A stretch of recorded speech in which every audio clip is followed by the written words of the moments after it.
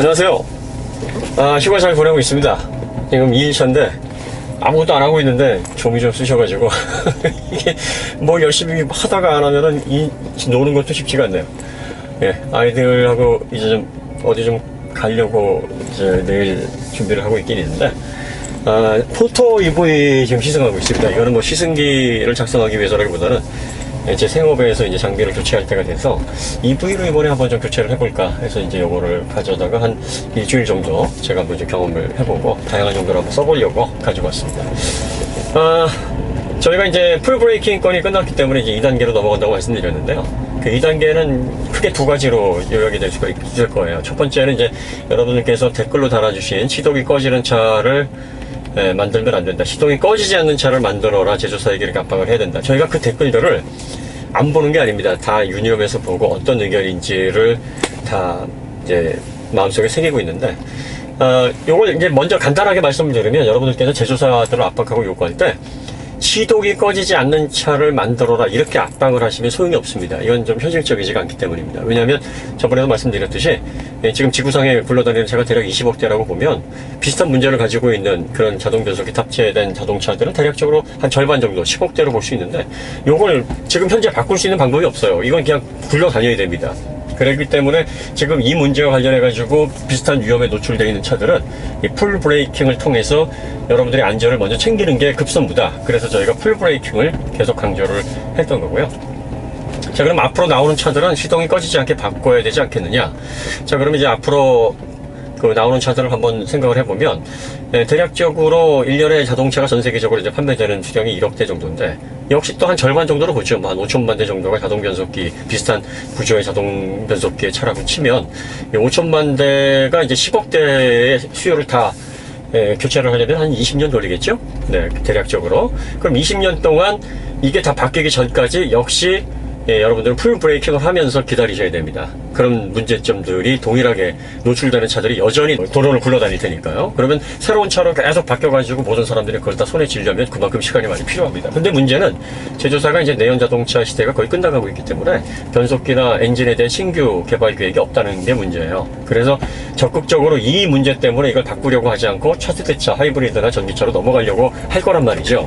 그러면 여러분들이 모여가지고 시동이 꺼지지 않는 차를 만들어라 이렇게 제조사를 압박을 해봤자 제조사들에게는 그게 통하지 않습니다. 그래서 전략을 세우셔야 돼요. 제조사들을 움직이게 하고 제조사들을 바꾸게 하려면 어떤 부분이 문제고 어떤 부분이 포인트인지를 소비자가 정확하게 짚고 제조사를 압박을 해야 됩니다. 자, 지금 동일한 문제에서 시동이 꺼졌을 때 소비자들이 가장 무서워하는 부분은 두 가지입니다.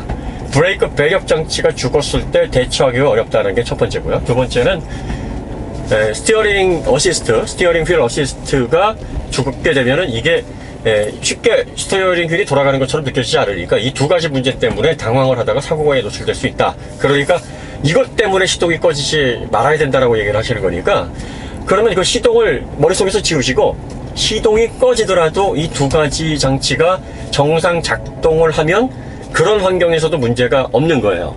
그러니까 자동차 시동은 꺼질 수 있다. 하지만 브레이크 배력 장치는 시동이 꺼지더라도 죽으면 안 된다. 어떤 상황이든 뭐 진공을 사용을 하든 전기 모터, 서버 모터로 사용을 하든 안 된다.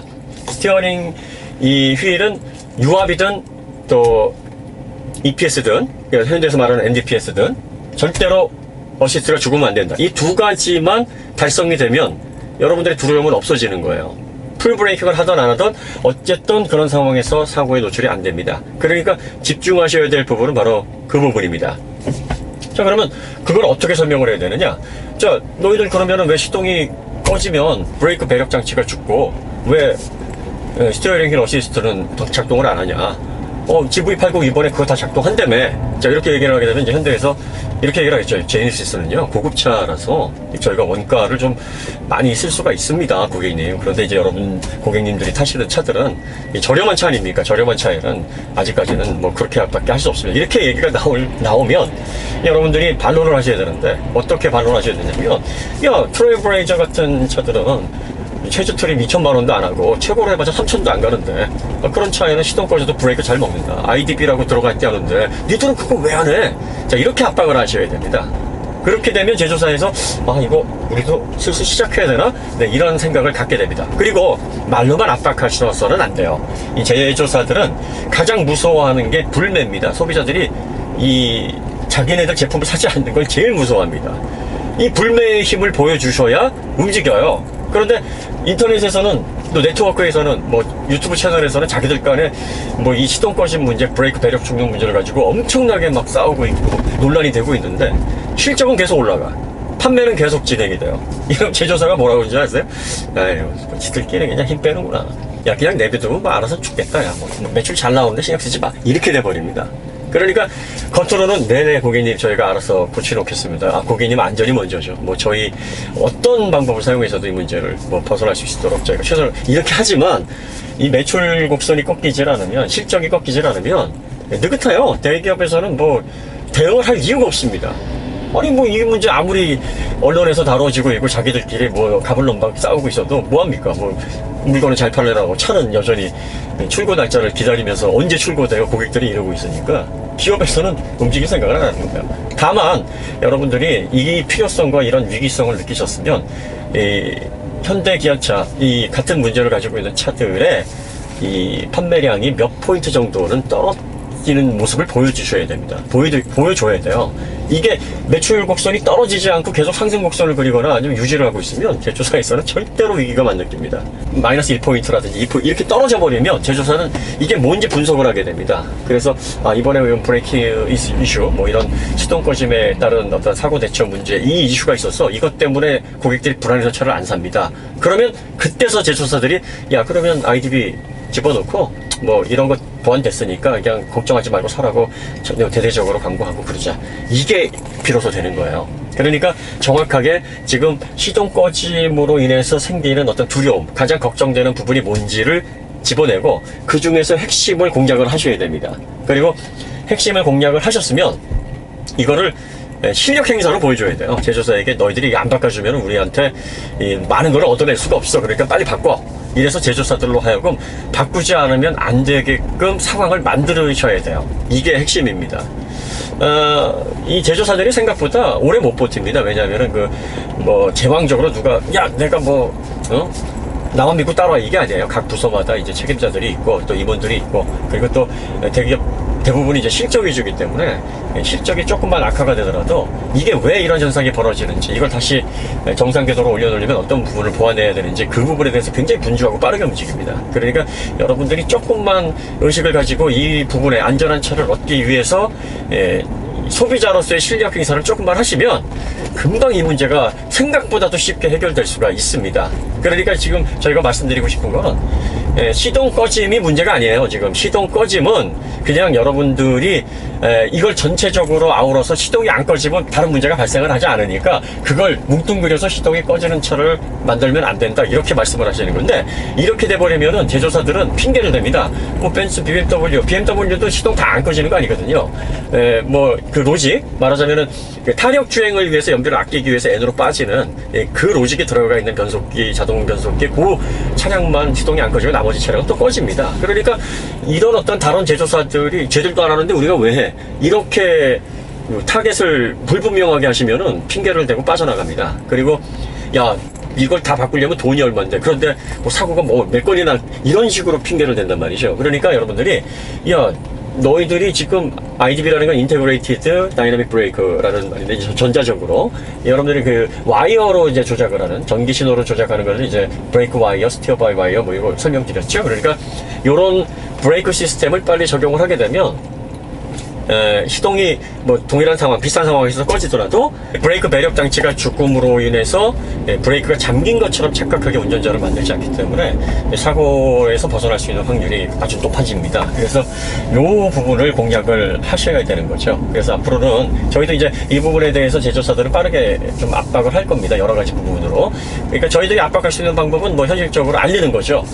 지금 하이드로백 이 구조가 이게 언제적 구조인데 이걸 아직까지 2020년형 자동차 이걸 쓰냐, 이렇게 얘기를 해야 됩니다. 그러니까 이제 자동차도 이제 전부 다 전자적으로 제어가 되고 있고 자율주행 이제 해야 되니까 내연 자동차 끝물이라 그래서 뭐 그냥 옛날 값싼 자동 그 시스템 브레이크 시스템 가장 안전을 챙겨야 될 부분에서 가장 저렴하고 뭐 손쉬운 그런 장치들로 땜빵하려고 하지 말고 소비자들에게 적극적인 안전을 위해서 자율주행을 위해 개발해놨던 그리고 또 하이브리드 전기차를 위해서 개발해놨던 그런 적극적인 안전 시스템을 적용을 해라. 저희가 계속 주지를 할 겁니다. 그러니까 소비자분들도 시동이 꺼지더라도 브레이크 배합 죽지 않게 그 다음에 스티어링 어시스트 죽지 않게 그렇게 만들어야 된다. 자동차 제조사를 압박하고요. 차를 구입하실 때도 그 부분을 항상 확인하세요. 이거 시동 꺼지면은 브레이크 이 배합 장치가 무력화되나요? 이거 계속 작동하나요? IDB 들어가 있나요? 그냥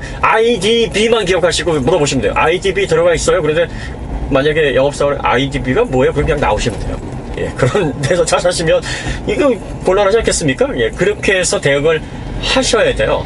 그럼 이거 다른 제조사에는 들어가 있다는데 여기는 왜 안 들어가 있느냐 이런 식으로 압박을 하시고 실제로 구매해서 리스트에서 제외를 해버리시면 제조사는 어이쿠 하면서 빨리 그 문제를 개선을 할 겁니다. 이게 가장 현실적인 방법이에요. 그리고 저희들도 그 부분에 있어서 빨리 제조사가 시동이 그런 상황에서 꺼지더라도 이 스티어링 휠 조작하는데 아무런 문제 없고 브레이크 그 어시스트에 전혀 영향을 주지 않는 그런 시스템이 빨리 내연 자동차 지금 끝물이긴 하지만 이 자동차에 적용이 돼서 보다 안전한 차를 타실 수 있는 그런 환경이 되도록 저희도 일조를 하겠습니다. 뭐 작은 힘이지만. 자, 그 다음에 이제 두 번째 저희들이 관심을 갖는 건 버튼형 변속 장치의 구조입니다. 저희가 이제 그 사고 관련된 피해자분이 실수를 하셨다고 이제 말한 건 명확하게 이제 어떤 부분이었냐면 운전자는 이제 전방을 주시해야 되고 차량의 상태, 차량의 동작 상태, 계기판을 비롯해서 각종 장치들을 수시로 살펴야 되는 어시스트 의무가 있습니다. 이 어시스트 의무를 다하지 않게 되면은 차량이 어떤 상황에서 지금 어떻게 동작을 하는지에 대한 명확한 기준을 운전자가 가질 수 없기 때문에 차량을 100% 제어하기가 어렵습니다. 그러니까 시동이 꺼져 있다라는 거는 이 계기판을 보고서 알 수가 있어요. 그리고 또 경고음이라든지 뭐 차량의 어떤 반응 뭐 이런 것들을 통해서 알 수가 있는 건데 이 어시스트의 의무를 제대로 하지 않았다는 부분에서 실수를 했다라는 거고 이 변속 실수를 했다는 건 다른 문제입니다. 저희는 사실 이 변속과 관련해 가지고 과연 그분이 변속 실수를 했을까 하는 부분에는 상당히 좀 의문을 가지고 있습니다. 왜냐하면은 그분이 남성이든 여성이든 간에 일단 운전을 20년 정도 하셨으면 변속과 같은 기초적인 실수는 거의 할 가능성이 없다고 보는 게 맞습니다. 이게 버튼형이든 레버형이든 이거를 R을 뒤로 착각을 해서 전혀 모르는 상태에서 그 정도 진행을 한다? 이거는 거의 가능성은 제로에 가깝습니다. 자, 그러면 운전자가 거짓말을 하는 거냐 자동차가 거짓말을 하는 거냐. 어떤 분들은 이렇게 얘기를 하십니다. 자동차, 기계는 거짓말을 못한다. 그런데 그렇지는 않습니다. 기계도 가끔 거짓말을 합니다. 사람처럼 의도해서 거짓말을 하는 게 아니라 센서의 오작동으로 거짓말을 하는 상황이 있습니다. 그러니까 이제 기계도 실수를 하는 거죠. 자, 그럼 변속에서 어떻게 그런 실수가 벌어질 가능성이 있을까? 이거 가능성입니다. 그러니까 뭐 이렇게 해서 작동을 했다는 게 아니라 하나의 실례를 드는 건데 변속이 진행이 되려면 기본적으로 자동차의 이 속도 정보를 받아야 됩니다. 가속 측정 장치는 가속도 3축, 각속도 3축에서 6축으로 측정을 하게 됩니다. 그러니까 자동차가 진행하거나 뭐 등판하거나 각도를 내려오거나 뭐 기울어지거나 뭐 약간 돌거나 뭐 앞뒤로 흔들리는 이런 정보들을 이 IMU가 조합을 합니다. 이 IMU는 빠르게 움직이는 자동차의 정보를 스캔을 해서 올려줘야 되기 때문에 200Hz 단위로 정보를 업데이트를 합니다. 200Hz면 초당 200번이죠. 굉장히 빠르죠. 그리고 이 IMU의 특징이 뭐냐면 굉장히 빠르게 정보를 올려주는 반면에 한번 오차가 발생하기 시작하면 이제 오차폭이 걷잡을 수 없을 정도로 커지게 됩니다. 그래서 어떤 보정 장치를 사용하냐면 GPS, 여러분들이 잘 아는 GPS는 이제 미국에서 사용하는 위성이고, 뭐 그 외 위성이 여러 가지 있습니다. 글로나스 러시아에서 사용하는 거고, 또 갈릴레오는 유럽에서 쏘아올린 거고, 베이두는 중국에서 사용하는 겁니다. 이런 이제 위성들을 통해서 위치 정보를 받게 됩니다. 그런데 이제 위성은 이 초당 이 정보 업데이트가 좀 느려요. 10Hz입니다. 10번 정도밖에 이제 리프레시가 안 됩니다. 그러다 보니까 이 위성은 이제 자동차 정보로 이용하기에는 이제 시차 때문에 속도를 초당 뭐 100km만 돼도 30m가 넘게 움직이니까 10Hz 정도 가지고는 오늘 그 필요한 정보량을 이렇게 업데이트가 하기가 좀 어렵거든요. 그래서 이 IMU하고 이 위성 정보하고를 보정을 합니다. 어떻게 보정을 하냐면 이제 200Hz하고 10Hz 사이에 요 정보들을 초합을 해서 그 IMU를 위성 정보에 맞게 초당 10번씩 10Hz 단위로 이제 정보를 보정을 하는, 이걸 칼만 피터 기법이라고 하는데, 이렇게 해서 보정을 합니다.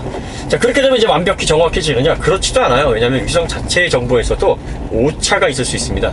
위성식의 오차가 있을 수도 있고, 궤도 오차가 있을 수도 있고요. 또 전파가 이온층이나 대기층을 통과하면서 왜곡이 될 수도 있고요. 또 이런 건물 같은 데 보면은 왜 이 건물의 유리 같은 데 반사돼서 뭐 정보가 이렇게 좀 전파가 왜곡이 될 수도 있고, 이런 어떤 오차들 때문에 보통 GPS 오차를 한 2, 3m 정도, 그 정도가 이제 최소 수준이라고 이렇게 얘기를 합니다. 물론 뭐 기준국을 설치를 해서 그 기준국하고 또 한번 보정을 하는 어떤 과정을 통해서 계속 오차를 몇십 cm, 몇 cm까지도 줄여낼 수 있는데, 이렇게 되면은 이제 기반 시설 비용이 엄청나게 소요가 되게 됩니다. 지금은 이제 그런 식으로 그 정도까지 정밀하게 되지는 않고, IMU하고 이제 위성 정보를 칼만 피터 기법으로 해서 대체적으로 이제 보정을 하는 방식입니다. 이러다 보니까 자동차가 완전히 안 멈췄는데 멈췄다라고 인식할 때가 간혹 있어요, 자동차에서. 그리고 자동차가 멈췄는데 아직 움직이고 있다라고 IMU에서 이 TCU로 이 정보를 잘못 올려주는 경우가 있습니다. 그러니까 어떤 운전자가 조작을 하면서 이제 차를 멈췄는데, 그래서 아래에서 이제 멈췄으니까 브레이크를 밟고 D를 눌렀는데, 아직까지 IMU에서는 차가 움직이고 있다라는 잘못된 정보를 TCU에 주게 되면 그 변속이 안 먹게 돼요. 그런데 운전자는 멈추는 거 확인했고 넣었으니까 이제는 이제 변속이 됐겠지. 그리고 나서 이제 신경 안 쓰고 간 거죠. 거기가 이제 마침 내리막길이니까. 이러다 보면은 이게 지금 실행이 제대로 안 됐는데도 실행이 됐다고 착각을 한 거죠. 물론 여기에서 이제 운전자가 한 번 더 어시스트 의무를 다 해서 안 됐구나, 그러고서 다시 멈춰가지고 다시 재작동을 시켰으면은 이게 정상 작동을 했을 거예요. 그런데 이제 그걸 안 했기 때문에 그 부분에서 실수가 있다는 겁니다. 그러니까 다시 말하면 이분이 변속을 제대로 했는지 안 했는지에 대한 부분은 사실 다퉈볼 여지가 있습니다. 이거는 자동차에서 분명히 멈춘 상황에서 입력을 했는데 IMU와 TCU 간의 그 정보를 취합하는 과정에서 오류가 생겼을 수 있는 가능성도 배제할 수가 없다는 겁니다. 그러니까 과연 버튼형 변속기가 확실하게 제조사에서, 그러니까 현대차에서 사용자가 실수를 할 수 있는 상황까지 감안했거나, 아니면 자동차에서 오류가 발생하는 상황까지 감안해서 안전 대책을 충분히 했는지 안 했는지 요거를 좀 알아봐야 될 필요성이 있습니다. 근데 이제 이걸 알아보려면은 제조사에게 로직이라든지 뭐 이런 어떤 회로도 뭐 이런 것들을 요청을 해야 되는데 줄림안무하단 말이에요. 그러니까 이 소비자들이 압박할 수 있는 방법은 이 사용자 경험을 통해서 압박하는 수밖에 없습니다. 그러니까 여러분들이 이 버튼형 비슷한 그 소나타라든지 뭐 이번에 새로 업데이트된 그랜저, 도무병 경로들, 그리고 페르세이드 이런 모델들에서 이 버튼형 사용하고 계시지 않습니까? 그러면 이제 사용하시다가 비슷한 상황에서 나도 변속이 된 줄 알았는데 변속이 안 됐더라고, 나도 멈춰서 이 버튼을 눌렀는데 변속이 안 먹어서 한 번 더 누른 경험이 있어, 이런 경험들이 만약에 있으시면 이걸 뭐 댓글로 달아주시거나 아니면 저희 메일로 좀 그런 사례를 좀 보내주시면 좋겠습니다. 그리고 혹시 그러한 상황들이 뭐 실제적으로 이제 아주 빈번하진 않겠지만 뭐 영상 촬영을 하실 수 있는 그런 상황이라면, 뭐 마침 또 이게 딱 맞아서, 경우가 맞아서 그럴 수 있는 상황이셨다면 뭐 그런 사례들을 한번 보내주시게 되면, 요런 것들이 모여서 요거는 너희들이 제조사들이 이 버튼형 그 변속 장치로 바꾸면서 사용자가 이거를 편리하게 안전하게 사용할 수 있는 페일세이프 대책이 미흡했다라는 방향으로 압박을 할 수가 있는 거죠.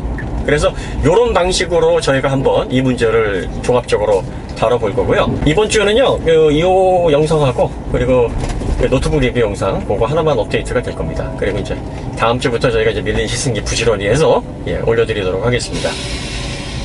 그리고 이제 어떤 분이 이제 이런 말씀을 하셨어요. 되게 제가 인상 깊게 본 건데, 1000개의 선풀보다 1개의 악플을 반영하는 창이 되지 마라. 감사합니다. 마음이 찡했습니다. 이래서 저희가 갓독자님이라고 부르는 거예요. 이래서.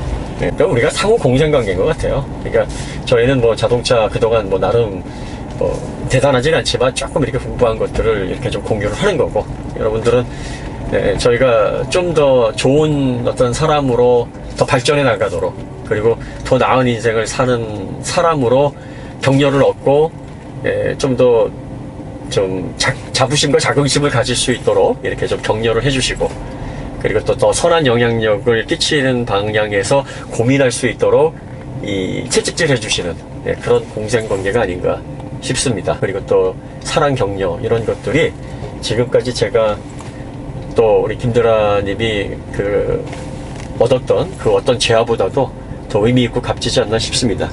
네. 남은 휴일 잘 보내겠습니다. 그리고 여러분들도 갑자기 날씨가 추워졌는데 이 추운 날씨에 항상 건강한 모습으로, 즐거운 모습으로, 행복한 모습으로 다시 뵙도록 하겠습니다. 더 좋은 콘텐츠를 찾아뵙겠습니다. 감사합니다.